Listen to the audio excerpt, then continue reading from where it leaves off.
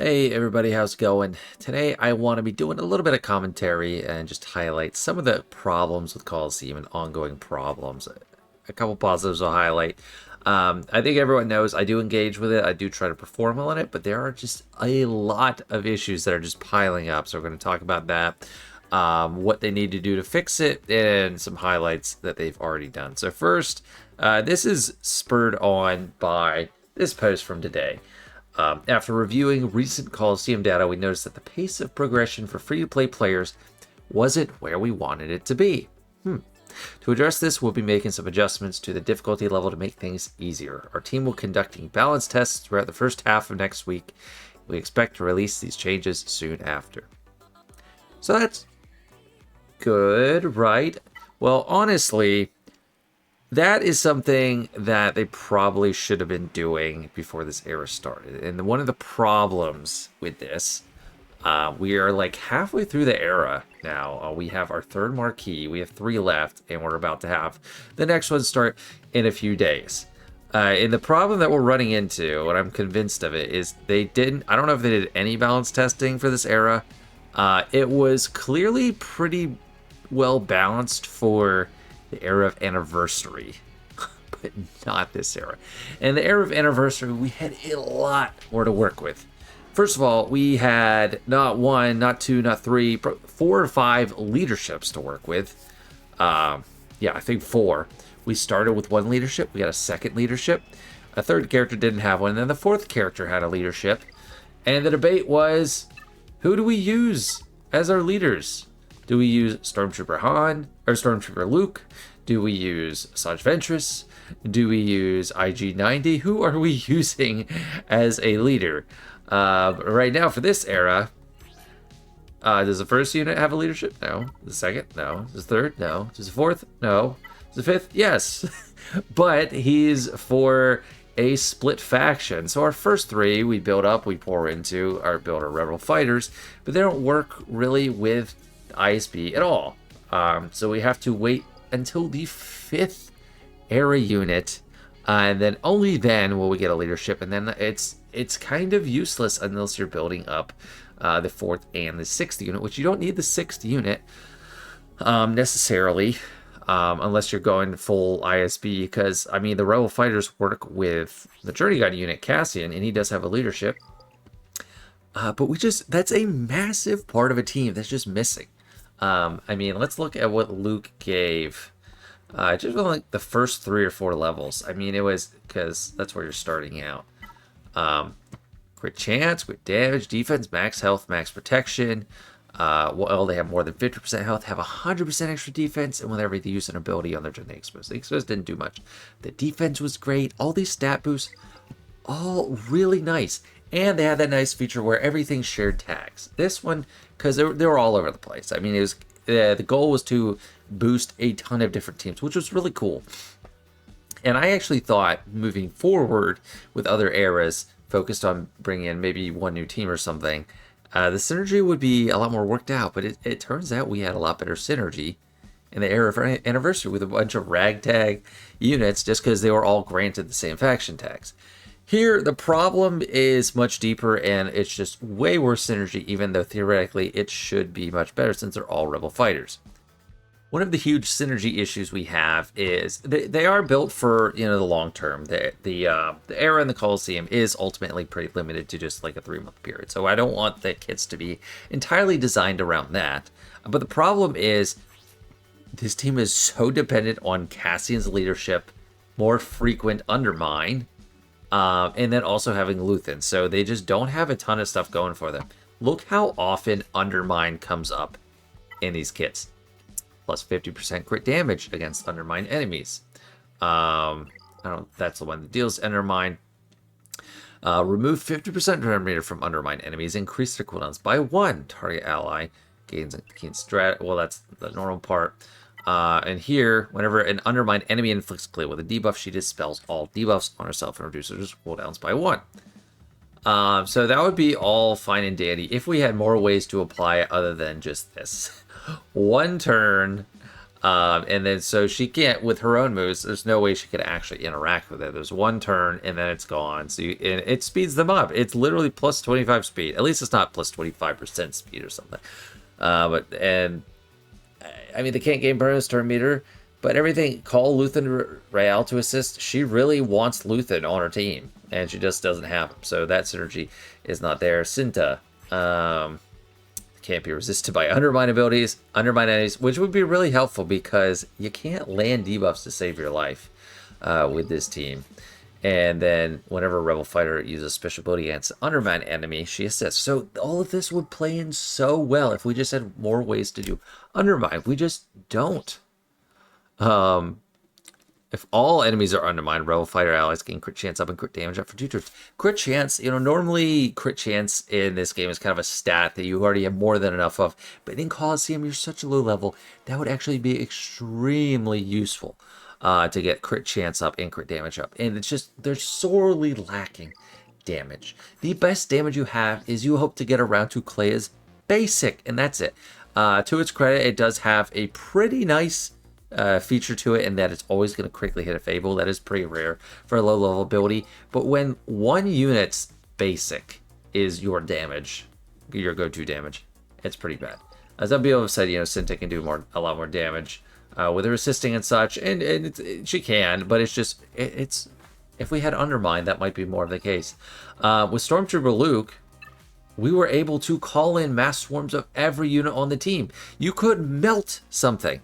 Right now, like on the Tomb Guardians, you line it up, get them no shields, and then you time a mass swarm. Maybe you can kill it. It's just a big burst, a lot of damage right at once. We just don't have any real options. It's just nothing. It's just so weak. So let's just hop in and do a Coliseum battle right now. And just to kind of highlight what I'm talking about. I might be able to highlight a couple of other things, issues. Starts with the AoE. So we have an AoE to give out this buff, but the damage is pretty lacking. That right there, that's another problem. What did this cat do? This cat did an AoE. This cat did a basic. Why?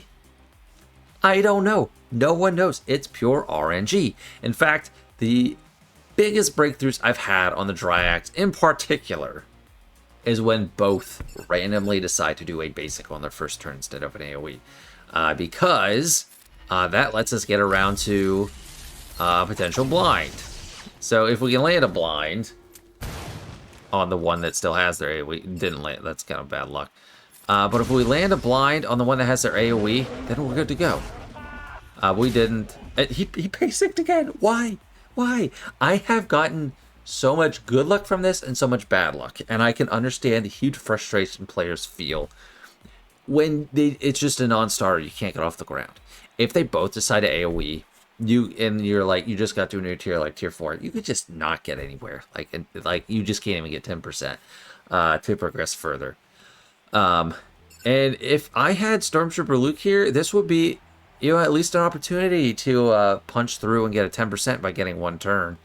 Instead, yeah, we have one basic. I mean, that was okay damage. But it is so RNG driven. They finally decided to use that AoE. So there's a lot of RNG. We're just really weak. It's like we don't have the tools. It's like we had a chainsaw. We're trying to cut down a tree. Last era, we had a chainsaw at least, and now we just have to use an old, like, double bit axe or something. It's just no tools. Another little complaint. People say that this is not a bug. I thought I completely misunderstood what they were saying in the 10th anniversary post. If they did, I thought we read that you don't have to redo your high score. I thought we keep this highest score, and it's kind of emphasized by the fact that it's right above the battle sign. And if it is how it's supposed to be, it's still very confusing. So it says my current rank is 24 and my high score is 43,975. That would make me think that that's my high score today. And some people will say that's just highest score on the level, so you don't have to go back through again. I would actually love if I got to go back through again and get these rewards. That might actually help you progress. But when we go into here, you actually see what your real score is for the day. So 32,029. Not everyone's clicking in there all the time. A lot of people are just going to do their battles, see their current rank, see their score, and be like, oh, okay, cool. So it's just, it throws people off, and I think a lot of people might just be confused. And I even lose track. If I do a battle and I didn't beat my previous high score the last time I fought, I might think, oh, I had that if I don't go check the leaderboard. So just so many issues with this. Another issue with Coliseum, or just a downside that it really cripples people. It seemed like a positive thing at first, is you don't use your legacy resources or your gear, your relic mats or anything. You can save that for your older units that need that gear. That sounds great. That sounded kind of nice on its face, until you realize what that means is it's not, you can't use any legacy material. It's either crystals or nothing. And the part of this that has actually benefited me as someone that, you know, tries to push forward and find the just the narrow path through and get ahead of everybody, is that you cannot buy with crystals past a certain level point. Like level 35 is the last thing you can buy with crystals. If you want to progress by buying any higher than that, like level 46 and up, you have to use actual money. And I am a free player, I don't do that, but I have to progress by going up along the side. And one of the very few ways that you can get an edge is to get 4 or 5-star characters in the marquee. Now, pushing the marquee has been a big thing for them for a while now, and I think they've found a really, really successful formula for it, because they've gotten even people like me. I used to just wave at the marquees as they pass by, use my 3-star until they get confirmable. Even on my main account, I had tons of resources, and I just wouldn't care. They have successfully incentivized you to do that. However, it's still really hard for, I mean, this is my alt account, it's my small account, but it's still 7.5 million, and I am in Kyber 3, so I have actually significant crystal income on a daily basis, and I do well in fleet, so I can use some crystals, or stockpile them up, get the marquees up to a few stars, but a lot of people just can't do that, you know, and that's okay. You just can't, like, if you're stuck not getting any boost at the beginning, like this stuff is so hard to, like, they increase the amount you get each era or each episode. Like, it's 15k now, and the box says 7,500, where I had 2,000 in the first episode. But it's just so painfully slow to actually get your hands on this stuff. And it came along at the same time that our kind of legacy gear is not as valuable. If you do push forward in the Coliseum, if you are doing well, you don't care as much about that gear or the relic materials other than like signal data, because you can get anyone to relic 5 skip the whole process other than like a legendary or conquest unit. So I have way more than I ever did before. They changed the economy, and that was phenomenal. I am so glad I don't have to worry about carbon circuit boards or bronzium wiring. I'm drowning in it. It used to be like every single time, like it was parallel with signal data. Like anytime I got enough signal data, I try to scrounge and scrap to get enough CCBs or bronzium wiring to get something done. Now it's just a non-issue, and that did solve a problem, but I don't know. I think it might be nice to use some kind of legacy material to get some kind of edge, just something, maybe in a limited fashion. And you might say, well, that really disadvantages new accounts that haven't been playing that much. That's true, but also those accounts don't have many crystals at all, or they cannot spare the crystals. It's better to use it on the refreshes. They just cannot.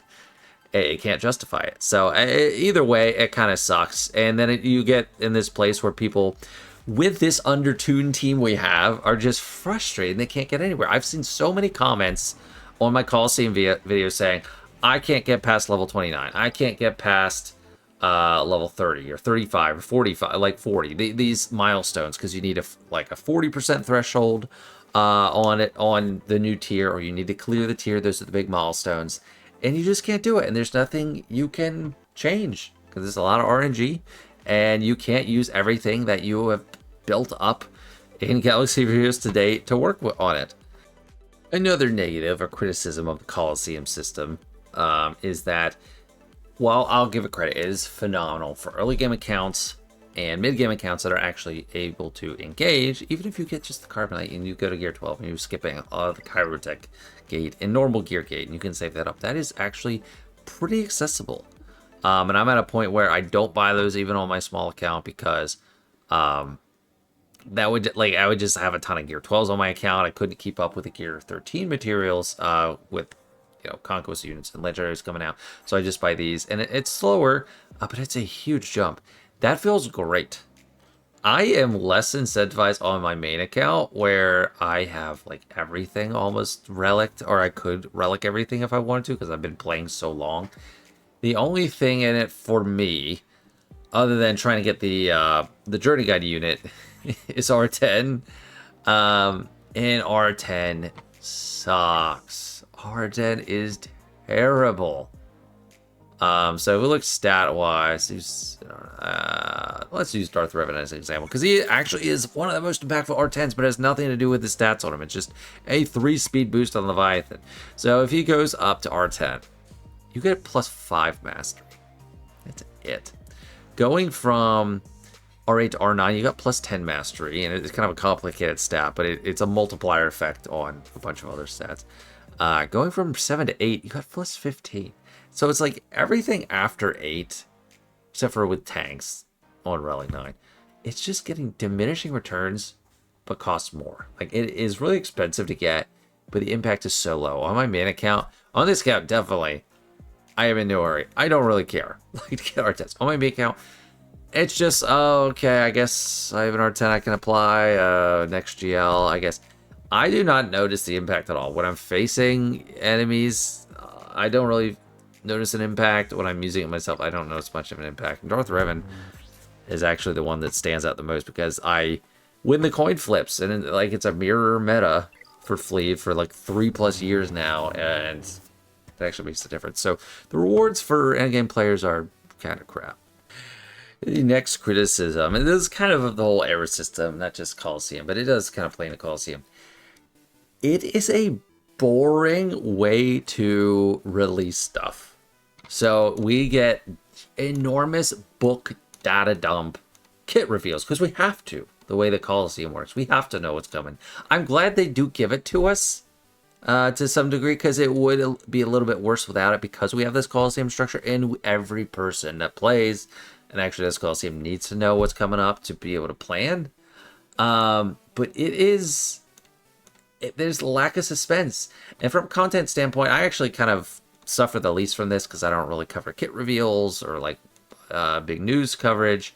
And I don't unlock the new characters very early and playtest them or anything. So I don't really suffer that much from a content perspective. I think Arnold is the one that's known for doing the playtesting and covering the kit reveals. It's just, I think that there's a little bit of, energy that infuses into the community. It's like, or the player base. It's like every couple weeks, okay, we got a kit reveal. What's going on? Let's see. Yeah, one at a time. There's not many people that have the time or attention to read all this entire thing. I can tell you I don't. And I make videos on this game. Like every single day I make videos on this game, and I could not be bothered to read all this. I would skim through it, I look at them, but I'm not going to read all these kits. Who's going to read all these kits? I mean, as they come out, I'll literally play with them before I'll read their kit. I'll be like, okay, what are you doing? I see this happen. Why did that happen? Now I'll read it. Okay, that's usually how I go about kits. And then also, this is kind of like a temporary problem. This era's characters are boring. This is really boring. I mean, I watched Andor kind of. I'm working through it. I think there was probably a lot of other better characters to use too. I mean, this guy's Game of Thrones. It's all right. Like this droid. I mean, I don't know. There's nothing really to get excited about. And they had to have 2 different posts, with these massive stuff. It's just not good for energy levels. And in this game, it kind of, it does kind of manipulate your psychology and have a bunch of feedback loops. It's always just been nice. I haven't felt unreasonably compelled to do things because I don't spend actual money, but I do, I want to come in and, get these refreshes and stuff. And there was just kind of a macro element to that on the calendar. It's like, okay, this week we're going to get this and that and that. And then on the other hand, they're making datacrons happen more frequently, which is like also the wrong thing, because that's something you want to like build up and look forward to, not just like, oh, it's here again, oh, it's here again, oh, it's here again. But yeah, just kind of like something we've lost with the new era system in Coliseum. I guess if I'd have to highlight a couple of positives, is it does kind of reward determination, and kind of the same thing with my like fleet shard. Early on, it's tough, and then as people kind of fall off, you start to, you know, shine through as one of the front runners.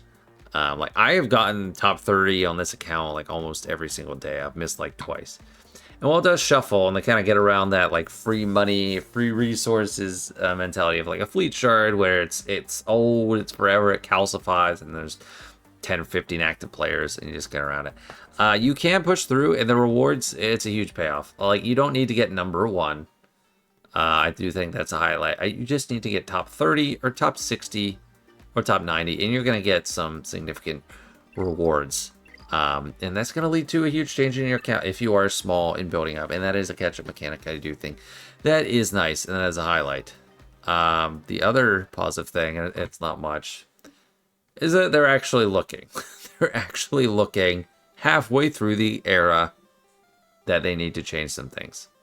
So that's better than like at the end of the era saying, all right, yeah, next era, maybe we'll look at it. But they need to do this earlier. They need to play test the era units for the upcoming era. And they need to do just a release schedule that makes more sense.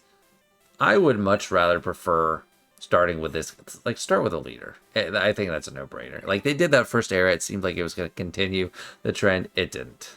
And give us better, you know, Luthen is a call out in so many of these kits. Just give us Luthen. As well as granted units. Like they're all their abilities are at like level 1, but just, you know, give us something fun to use. Pow is an absolute dud, and Saw is a shell of himself in that role, just barely ever landing blind, and I don't know. So those are kind of my thoughts. I mean, let me know what you think. I know Coliseum is kind of, people are down on Coliseum. It's kind of negative. I do play it a lot, and I get great rewards from it. So I'm kind of a mixed bag, but I can see all these negatives. I just wanted to share, so I'm not just seeming like I have no problem with it. It's just great. It's all sunshine and rainbows, because it's not. But anyway, thanks so much for watching. I hope you enjoyed. See you later.